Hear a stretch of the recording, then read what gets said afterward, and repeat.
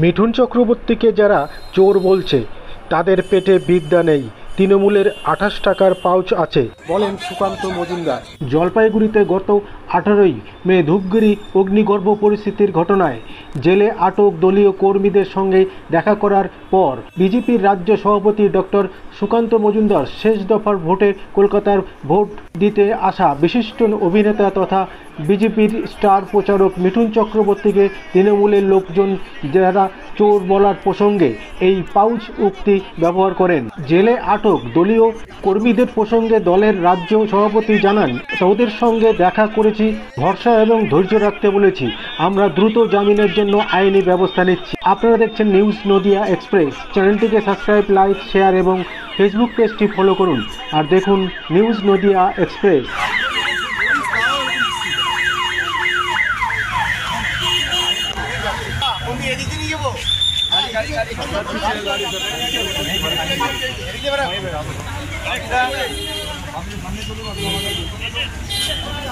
জল আছে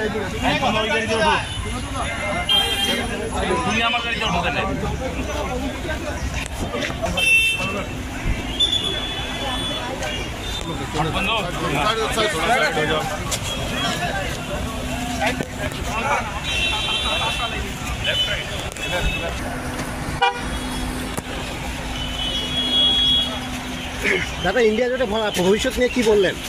ইন্ডি জোটের কোনো ভবিষ্যৎ নেই। রাহুল গান্ধীর বিয়ের যা ভবিষ্যৎ, ইন্ডি জোটের তাই নেই। আর ফলাফল নিয়ে আরেকবার একটু বলুন। ফলাফল বিজেপি 30টি সিটের চাপে, আমরা তৃণমূলের থেকে একটু হলেও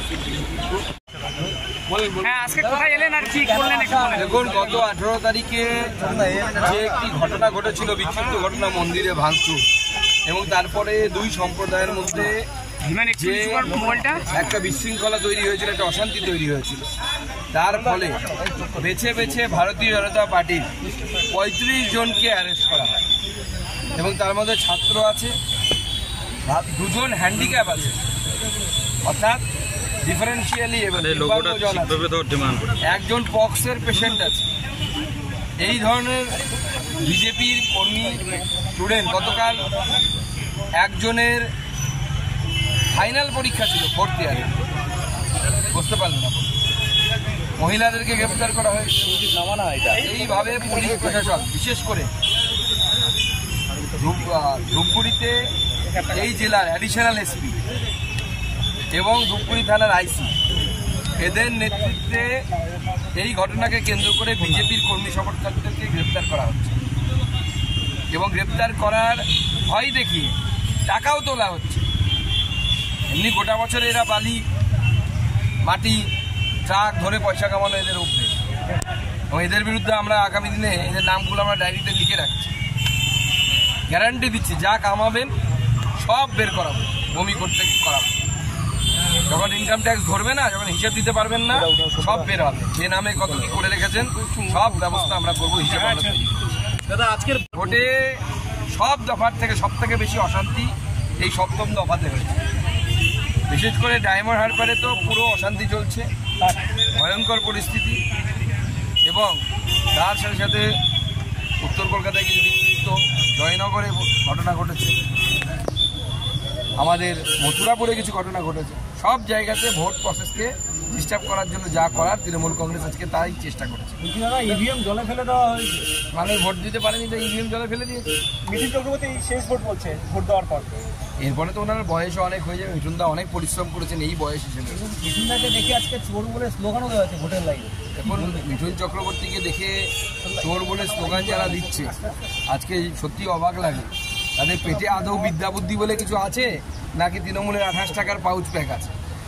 যদি 28 টাকার পাউচ প্যাক থাকে তৃণমূলের, তাহলে ওটাকে মিঠুন চক্রবর্তীকে চোর বলবে এবং মমতা বন্দ্যোপাধ্যায় এবং অভিষেক বন্দ্যোপাধ্যায়কে ভগবান বলবে, এটাই স্বাভাবিক। তবে আজকে ভোট চলাকালীন উত্তর কলকাতার বাহুবলী রাজু নস্করের বাড়িতে হঠাৎ করে কুণাল ঘোষ গিয়ে মিটিং করে, তার কিছুক্ষণ পরে সুদীপ বন্দ্যোপাধ্যায় নিজে সেখানে চলে যায় এবং সেটা নিয়ে একটা জল্পনা তৈরি হয়েছে।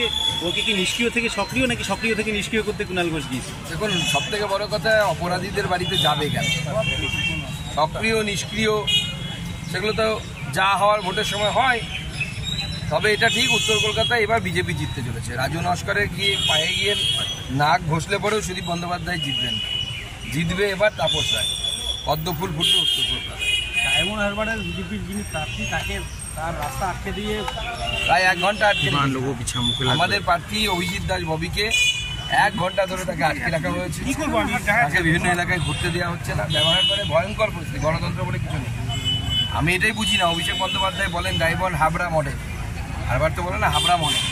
সেই ডায়মন্ড হারবার মডেল যদি এতটাই ফেমাস হয়, এত বিখ্যাত হয়, এত কাজ করে থাকেন ভারতবর্ষের নাকি উনি 1 নম্বর এমপি, তাহলে ভোটে এত ভয় কেন?